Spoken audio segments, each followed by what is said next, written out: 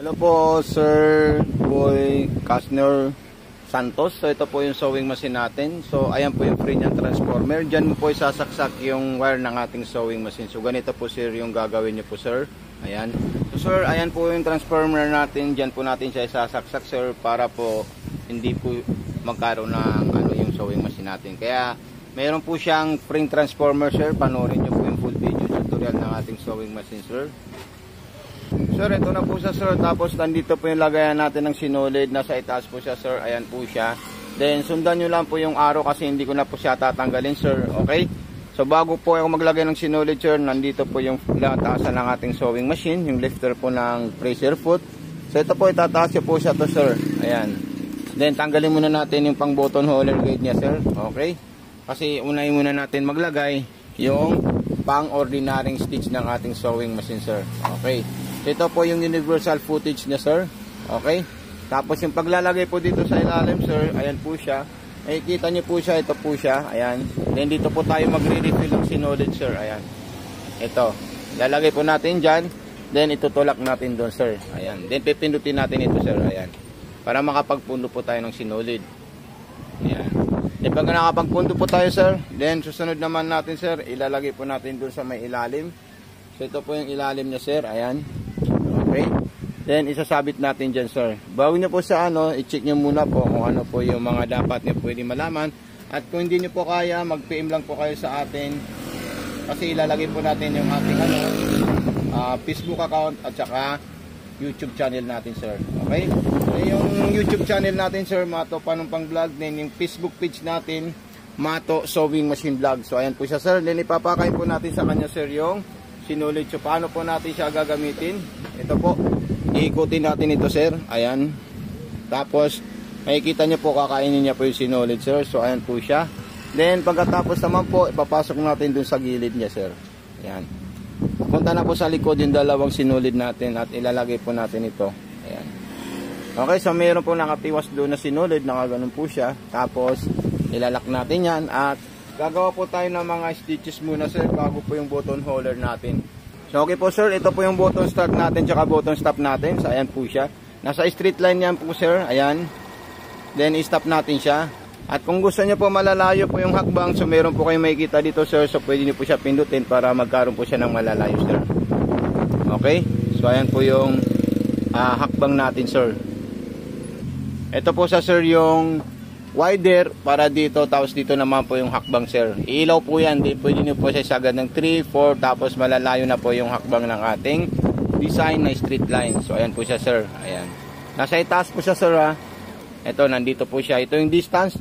Ilaw po yung kulay red doon. Then dito naman po yung wide sa zigzag kung gusto nyo po lumapad or pakitin yung zigzag na papagawa nyo po sa ating sewing machine. So ito po yung nangyari sir. Papakita po natin sa inyo para mayroon po kayong idea.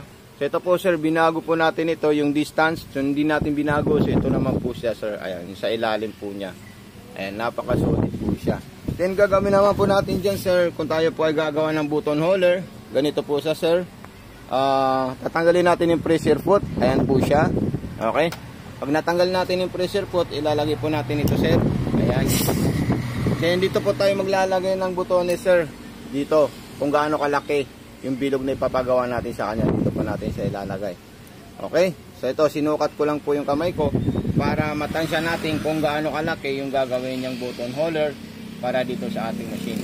Ayan. So sasaksak natin siya, din ibababa natin ito sir para kumapit po siya. Ayan, okay. Then meron po tayong ibababa dito na metal. Ayan.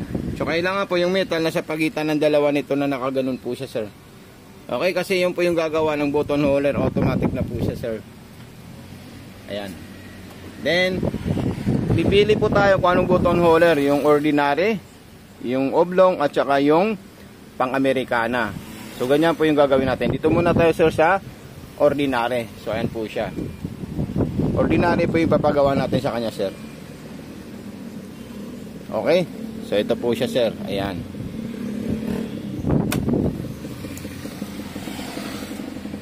So ayan po sir yung ating button holder. So siya na po yung gagawa dyan sir. Hindi na natin kailangan mano-mano kasi automatic na po siya sir. Ayan. Once na huminto po yan, ibig sabihin tapos na po yung button holder natin sir. Ayan.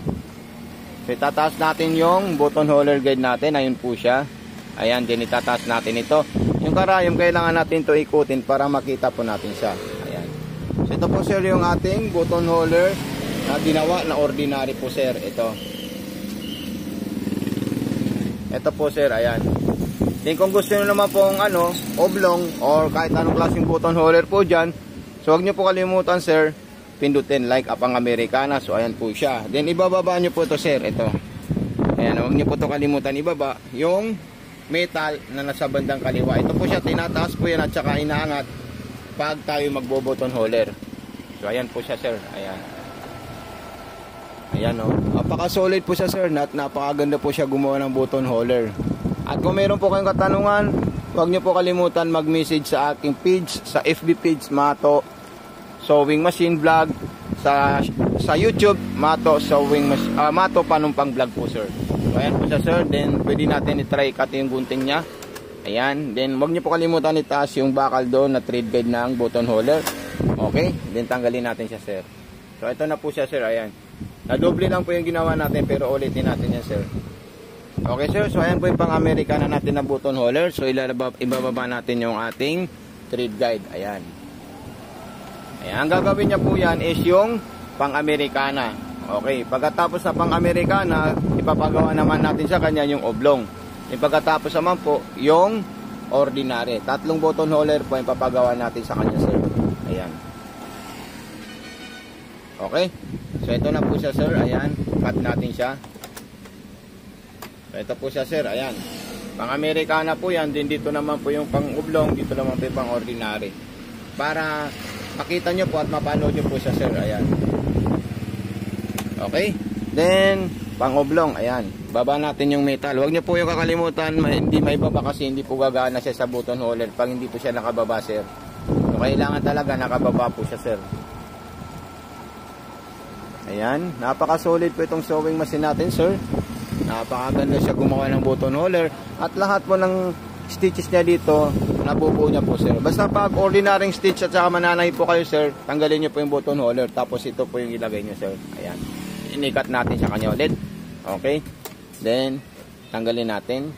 So ito po sir, ayan, oblong na po yan na dalawang na po siya. Then yung pangatlo naman po is yung ordinary po. So ayan po, ilagay natin dito. Ayan po siya sir. Then punta tayo dito. So ayan po siya. Ayan.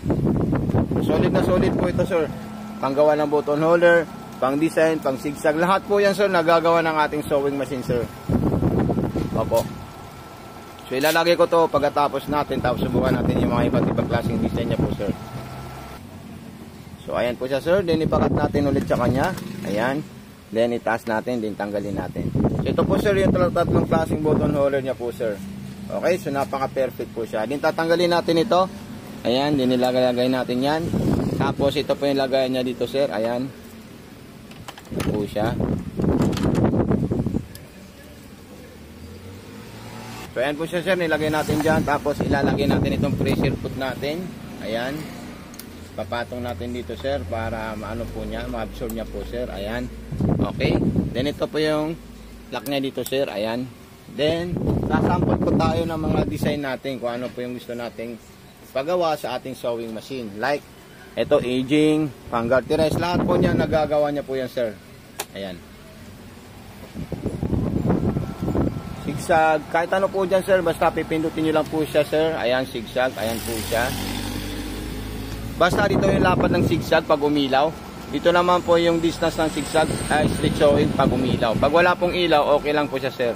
Wala pong problema doon. Nasa sa inyo naman po yan kung gusto nyo malapad or mapino or masinsin. Then another design naman po sir, ayan, straight line. Ayan po. Then malalayo po yung gawin natin. So ayan po siya sir. Then yung atras abante niya po sir, ito po siya sir, yung atras abante niya, ilong press nyo lang po ito. Ayan, para umatras po yung sewing machine natin. Ito siya, ito sir atras po yan. Ayan, kusa na po yan umatras sir. Long press lang po siya sir, pag gusto nyo pong umatras ito sir. Ayan. Ayan, umatras po yan sir. Parang lock po siya. So okay po sir.